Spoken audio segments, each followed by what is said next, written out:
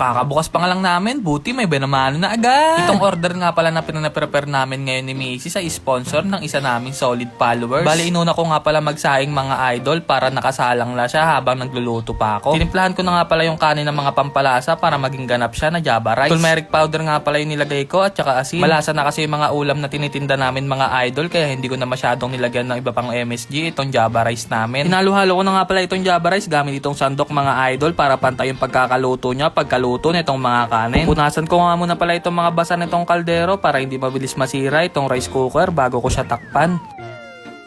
Pagkatapos ko nga magsaing mga idol, sinilaban ko na nga muna pala itong kalan at nilagay ko itong kawali bago naglagay ako ng bagong mantika para maiprito ko na lahat itong mga itlog. Bali halos 2 dosenang itlog nga pala itong lulutuin ko mga idol. Ulit-ulit ko nga lang pala gagawin ang pagpiprito ng mga itlog hanggang sa makabuo ako ng 56 pieces nito. Pagkatapos ko nga pala magprito ng itlog mga idol, sunod ko naman sinalang dito yung mga 11 pieces na Hungarian. Mabilis lang naman lutuin ito lahat mga idol, ang medyo matagal lang dito ang pagpe-prepare. Kaya habang nagpiprito nga pala ako dito ng mga hotdog, nagbalot na nga muna pala rin ako dito ng ketchup para multitasking. Sabay nung natapos ko na nga pala lutuin lahat ng mga ulam mga idol, inuna ko na nga pala munang gawin dito yung 40 pieces na egg sandwich. Hiniwa ko lang sa gitna yung mga tinapay bago ko lagyan ito ng mga dressings na mayonnaise. Sabay pinatong ko na nga pala dito yung mga itlog at sa ibabaw naman ito yung mga ketchup. Sabay tinakpan ko na nga rin pala siya mga idol para uminit na yung tinapay gamit itong lutuan namin ng mga plain saucer. Sabay isa-isa ko nga pala siya binalot sa lagayan namin ng burger hanggang sa makabuo ako ng 40 pieces. Pagkatapos nga nun mga idol, sunod ko naman pinrepare dito yung rice meal na order ng customer. Una ko nga pala nilatag dito sa may lamesa yung mga styro bago ko siya lagyan ng Java rice. Gusto nga sana ako tulungan dito ni Mrs. mag-prepare kaso lang hindi ko siya pinayagan dahil bawal pa nga siya magkikilos. Sabi ko ay kaya ko naman ito dahil medyo sanay na rin naman yung katawan ko sa mga ganito kadaming order. Pagkatapos ko nga pala ilagay dito yung mga ulam, naglagay naman ako dito ng mga condiments na kutsara at mga ketchup. Bali ito nga po pala ang total orders ng customer namin. 16 pieces egg with rice, 11 pieces Hungarian with rice at 40 pieces na egg sandwich. Sobrang nagpapasalamat nga po pala kami ni Missy sa customer namin sa pagtitiwala po sa amin ng asawa ko. Bali ang gusto nga pala ng customer namin ipamigay ito sa mga bata at mga matatanda. Pagkatapos ko nga pala mag-prepare mga